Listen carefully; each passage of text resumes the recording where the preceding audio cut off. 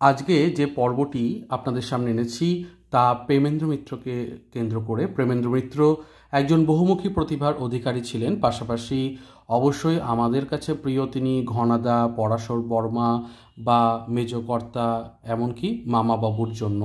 তো আজকে সেই সমস্ত বইগুলোকেই দেখাবো যাদের সঙ্গে আপনারা সকলেই ওতপ্রোতভাবে জড়িত, এবং যারা বই পড়েন তারা জানেন এই বইগুলো কতটা প্রিয় বই একজন বইপ্রেমীর ক্ষেত্রে। এবং অবশ্যই প্রেমেন্দ্র মিত্র সম্পর্কেও ছোট ছোট তথ্য আমি চেষ্টা করব আপনাদের সঙ্গে বিনিময় করে নিতে। তো প্রথমেই জানাই, এই বহুমুখী প্রতিভার অধিকারী প্রেমেন্দ্র মিত্র কল্লোল যুগের একজন কবি সাহিত্যিক তো বটেই, তার সাথে তিনি বেশ কিছু গানও রচনা করেছিলেন। চলচ্চিত্রের ক্ষেত্রে অনেক চলচ্চিত্রে গান লিখেছিলেন, পরিচালনাও করেছিলেন। তো কাজেই শুধুমাত্র কবি সাহিত্যিকের মধ্যেই সীমাবদ্ধ নন তিনি, তার সাথে অনেক অন্যান্য কাজও করেছেন। এবং এই মহান মানুষটি জন্মগ্রহণ করেছিলেন 1904 সালের 4 সেপ্টেম্বর বারাণসীতে। পরবর্তীকালে দক্ষিণ চব্বিশ পরগনাতে তিনি চলে আসেন এবং অল্প বয়সেই মাকে হারিয়েছিলেন। এখন মাতৃহারা হওয়ার পরেও মনের জোর রেখে কিভাবে তিনি একজন কবি সাহিত্যিক এবং এত বিভিন্ন গুণের অধিকারী হয়ে উঠলেন তা আমাদের সত্যি অবাক করতে হয়। বাবা জ্ঞানেন্দ্রনাথ মিত্রের অনেকটাই ছাপ পড়েছিল তার চরিত্রে, কারণ উনিও কিন্তু মনের দিক থেকে যথেষ্ট তিনি কিন্তু জোর রাখতেন, তার বাবাও। তো যাই হোক, সেই প্রেমেন্দ্র মিত্রকে নিয়েই আজকে কথা বলছি। এবং প্রেমেন্দ্র মিত্রের প্রথম যে বইটিকে আমরা দেখাতে চলেছি তা হচ্ছে গোয়েন্দা পরাশর বর্মা সমগ্র। বইটি এসেছে দেশ পাবলিকেশনস হাউস থেকে। এটি 1 নম্বর পর্ব বা প্রথম পর্ব। এর দ্বিতীয় পর্ব এখনো পর্যন্ত প্রকাশিত হয়নি। বইটির মুদ্রিত মূল্য আপনাদের সঙ্গে শেয়ার করছি, এবং এই বইটিকে আপনারা সংগ্রহ করতে পারেন দেশ থেকে 599 টাকা মুদ্রিত মূল্যে। এই বইটির মধ্যে রয়েছে 5টি উপন্যাস এবং বেশ কিছু গল্প, যেগুলো পরাশর বর্মাকে কেন্দ্র করে লেখা হয়েছে। পরাশর বর্মা একদিকে যেমন কবি গোয়েন্দা ছিলেন, তার সাথে জানাই তিনি হেয়ালি ভালোবাসতেন। গল্পগুলোর মধ্যে প্রাপ্তবয়স্ক বেশ কিছুটা ছাপ রয়েছে, অর্থাৎ একটু বড় ম্যাচিওর হলে পড়তে ভালো লাগবে। সব গল্পই যে ছোটদের জন্য সেরকমটা কিন্তু নয়। আর তার সাথে আরও একটা তথ্য জানিয়ে রাখি, এই গল্পের কথক হচ্ছেন ওনার যে সম্পাদক, মানে পরাশর বর্মা তো কবি, তো কবির যে সম্পাদক তার নাম হচ্ছে কৃত্তিবাস ভদ্র। তো তাঁরই জবানিতে অনেক ক্ষেত্রে লেখা রয়েছে। এবং তার সাথে জানাই এখানে একটা ইন্টারেস্টিং ফ্যাক্ট, ঘনাদা যে বিখ্যাত চরিত্র রয়েছে সেই ঘনাদার সঙ্গেও কিন্তু পরাশর বর্মার মিটিং দেখা গেছে এই গল্পগুলোতে। একটা রয়েছে ঘনাদা ফিরলেন বলে গল্প, আর একটা পরাশরের ঘনাদাই। এই দুটো গল্পতে ঘনাদার সাথে পরাশরের পরিচয় ঘটেছে। তো ওই দুটো গল্পকেও কিন্তু আপনারা ঘনাদার সিরিজে বা পরাশর বর্মাতেও পেয়ে যাবেন। তো মোট কথা সব মিলিয়ে প্রথম বইটিকে আপনারা সংগ্রহ করতে পারেন প্রেমেন্দ্র মিত্রের। আজ প্রেমেন্দ্র মিত্রের 121তম জন্মদিন, এবং এই জন্মদিবসে প্রথম বই প্রেমেন্দ্র মিত্রের পরাশর বর্মা আপনাদের সঙ্গে শেয়ার করলাম। এরপরে যে তথ্যটা দেবো সেটা হচ্ছে ভূত শিকারী মেজকর্তা এবং প্রেমেন্দ্র মিত্রের লেখা। তো এখানে মেজকর্তা মূলত একজন ভূত শিকারী, অর্থাৎ ঘোস্ট হান্টিংয়ের ক্ষেত্রে দেখতে পাওয়া যাবে। এবং এই প্রেমেন্দ্র মিত্রের এই চরিত্রটি কিন্তু অতটা জনপ্রিয়তা লাভ না করলেও খুব সুন্দর গল্পগুলো কল্পনা, অবিশ্বাস, বিশ্বাস মিলিয়ে এক রকমের গল্প, এবং এই গল্পগুলোতে কিন্তু কিছুটা বিজ্ঞানের ছাপও আপনারা পাবেন। তো বেশ মজার ছলে লিখেছিলেন তিনি। 200 টাকা দাম, এটাও এসেছে দেশ পাবলিকেশন হাউস থেকে। তো আপনারা অবশ্যই এই বইটাকে নিতে পারেন। বইটার প্রথম দিকে প্রেমেন্দ্র মিত্রের নিজের জবানিতে কেন এই বইটির তৈরি হলো ইত্যাদি বিষয়টা রয়েছে। এবং এখানে ভূত শিকারী মেজকর্তা ছাড়াও অন্যান্য ভূতের গল্প রয়েছে, যার মধ্যে মাহুরি কুটিতে এক রাত, রাজপুতানার মরুতে, মাঝরাতের কল, অনেক ভৌতিক গল্পগুলোও রয়েছে। কাজেই ভৌতিক গল্পগুলো পেতেও কিন্তু প্রেমেন্দ্র মিত্রের এই বইটিকে আপনারা নিতে পারেন। প্রেমেন্দ্র মিত্র এমন একজন মানুষ ছিলেন যিনি শুধুমাত্র এই গল্প নয়, তার সাথে তিনি পছন্দ করেছিলেন বিজ্ঞানকেও। বিজ্ঞান এবং সাহিত্যের মেলবন্ধন ঘটাতে তিনি খুবই পছন্দ করেছিলেন, এবং তিনি সবসময় চাইতেন কিশোরদের মধ্যে বিজ্ঞানের আলো ছড়িয়ে পড়ুক। সেই কারণে তিনি একটি নতুন চরিত্রকে জন্ম দিয়েছিলেন, যে চরিত্র আপনারা সকলেই জানেন। কথা বলছি মামাবাবু।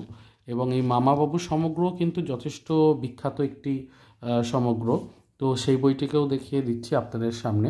মামাবাবু সমগ্র প্রেমেন্দ্র মিত্রের এই সমগ্রতে আপনারা পেয়ে যাবেন বেশ কিছু ইন্টারেস্টিং গল্প, এবং সামনের দিকে মামাবাবু তিনি কখন লিখেছিলেন, কিভাবে তৈরি হয়েছিল চরিত্রটি, সেটা লেখা রয়েছে। কল্পবিজ্ঞান সাহিত্যের পথিকৃৎ হিসাবে অবশ্যই প্রেমেন্দ্র মিত্রের এই বইটিকে আমি তো বলতেই পারি। মৌচাক পত্রিকাতে তিনি প্রথমে লিখেছিলেন কুহকের দেশে, পরবর্তী ক্ষেত্রে পিঁপড়ে পুরাণ এবং অন্যান্য যখন লেখা প্রকাশ হতে থাকে তখন আরও প্রত্যাশা বেড়ে যায় লেখকের কাছে, এবং তিনি আরও লিখতে শুরু করেন। 1948 সালে সত্যজিৎ রায়ের আঁকা প্রচ্ছদে সিগনেট প্রেস থেকে প্রকাশিত হয় মামাবাবুর দ্বিতীয় কাহিনী ড্রাগনের নিঃশ্বাস। তো সেটাকে কেন্দ্র করে বেশ জনপ্রিয়তা তিনি লাভ করেন, মানে মামাবাবুর ক্রিয়েটর হিসাবে জনপ্রিয়তা লাভ করেন। এবং দেখতেই পাচ্ছেন কুহকের দেশে থেকে শুরু করে পরচুলা সাহেব ও মামাবাবু, এই পরচুলা সাহেব ও মামাবাবু হচ্ছে শেষ গল্প ওনার লেখা মামাবাবু কেন্দ্রিক। তো মামাবাবুর সম্পর্কে যদি বলি তাহলে উনি মূলত অ্যাডভেঞ্চার পছন্দ করেন এবং স্থূলকায় চেহারা, একেবারেই ভেতো বাঙালিদের মতোই চেহারা, এবং তিনি কিন্তু দেখে মনে হবে যে কোনো অফিসের বড়বাবু এরকম করছেন, কিন্তু একজন যে এরকম দুর্ধর্ষ একজন কাজ করেন সেইটা কিন্তু মামাবাবুকে দেখে বোঝা মুশকিল। এবং শুধু তাই নয়, জানাই এটাও যে তিনি মাইনিং প্রসপেক্টর রূপে বার্মাতে বহুদিন জঙ্গলে ছিলেন, এবং তারপর আরও বেশ কিছু অ্যাডভেঞ্চার তিনি করেছেন। 7টি উপন্যাস এই বইটাতে পাচ্ছেন মূলত, এবং আপনারা এই বইটিকে অবশ্যই নিতে পারেন। এই বইটিও কিন্তু খুব ছোট বড়দের সকলেরই পছন্দের। তো শুধুমাত্র এই বইটি নয়, তার সাথে অবশ্যই আমাদের সকলের প্রিয় ঘনাদা চরিত্রটির কথাও বলতে হয়। ঘনাদাও প্রেমেন্দ্র মিত্রের সৃষ্ট অন্যতম চরিত্র। আনন্দ পাবলিশার্স থেকে 3টে খণ্ডক রয়েছে। আমার তো প্রথম দুটো খণ্ডক কেনা নেই, কিন্তু এই খণ্ডকটিকে আমি পেয়েছিলাম পুরনো মার্কেট থেকে, কিন্তু বইটির কন্ডিশন ওপরে একটু খারাপ হলেও ভেতরে কিন্তু এতটুকু খারাপ নেই। বইটির দাম এখন কিন্তু 600 টাকা, যদিও এখানে 200 টাকা প্রিন্ট লেখা আছে, এটা পুরনো বই বলে হয়তো 200 টাকা লেখা রয়েছে। তো বইটাতে কি কি রয়েছে সেটা একটু দেখিয়ে দিতে পারি আপনাদের, সূচিপত্রটা সুবিধা হবে। রবিনসন ক্রুসো মেয়ে ছিলেন, আগ্রা যখন টলমল দেখতে পাচ্ছেন, এবং উপন্যাস রয়েছে একটি, আর ঘনাদার বেশ কিছু পরিশিষ্ট এবং গ্রন্থ পরিচয় ইত্যাদি বিষয়গুলো রয়েছে, যেটা আপনাকে আরও ইন্টারেস্ট দেবে পড়তে। ঘনাদা অবশ্যই যে তথ্যগুলো জানতেই হবে ঘনাদা পড়ার সময়, সেটা হচ্ছে যে 1945 সালে এই চরিত্রটি তিনি দেবসাহিত্য কুটিরের হাত ধরে মশা নামক গল্পে প্রথম নিয়ে আসেন ঘনাদা চরিত্রটিকে, এবং প্রত্যেক বছর দেবসাহিত্য কুটিরে তারপরেই পূজার সংখ্যাতে প্রকাশিত হতে থাকে। ঘনাদার প্রকৃত নাম ঘনশ্যাম দাস, এটা সবাই আপনারা হয়তো জানেন। ইউরোপিয়ান লোকেরা অবশ্য তাকে ডস নামে চেনে। কলকাতা শহরের 72 নম্বর বনমালী নস্কর লেনের একটি মেশবাড়িতে তিনি থাকেন, এবং তার 4জন কিন্তু শ্রোতা রয়েছে। শিবু, শিশির, গৌর এবং সুধীর, এই 4জনকে নিয়ে তিনি মেশবাড়িতে গল্প শোনান, এবং সুধীর বলে যে চরিত্রটির কথা এখনই বলছি তাকেই কিন্তু গল্পের কথক হিসেবে দেখতে পাওয়া যায়, মানে প্রত্যেক গল্পে সুধীরকেই আমরা কথক হিসেবে গল্পের দেখতে পাই। কল্পবিজ্ঞান, অভিযান, মজা ইত্যাদি নিয়ে বেশ কিছু গল্প রয়েছে, এবং উপস্থিত বুদ্ধির তিনি খুব কাজে লাগিয়েছেন ঘনাদাকে আমরা দেখতে পাই। আর উদ্ভাবনী প্রতিভা তো রয়েছে। ঘনাদা নিয়ে কমিক্স যেমন হয়েছে, বেতার নাট্যরূপ দেখা গেছে, আনন্দ থেকে বই প্রকাশ হয়েছে, এবং ঘনাদার যেটা আরও উল্লেখযোগ্য বিষয়, খলনায়কগুলোও কিন্তু খুব ইন্টারেস্টিং। খলনায়কের মধ্যে বেনিটো, প্যাপেন, তারপরে ডুগান, সিডনি, মিস্টার সিডনি আর কি, স্যাভেজ, নিশিমারা ইত্যাদি, কিন্তু এই সমস্ত নামগুলো খলনায়ক চরিত্রের জন্য খুব বিখ্যাত। ঘনাদা কিন্তু ধূমপান করেন এবং একটু ভোজনবিলাসীও বটে। তার 4টি উপন্যাস রয়েছে ঘনাদাকে নিয়ে মূলত।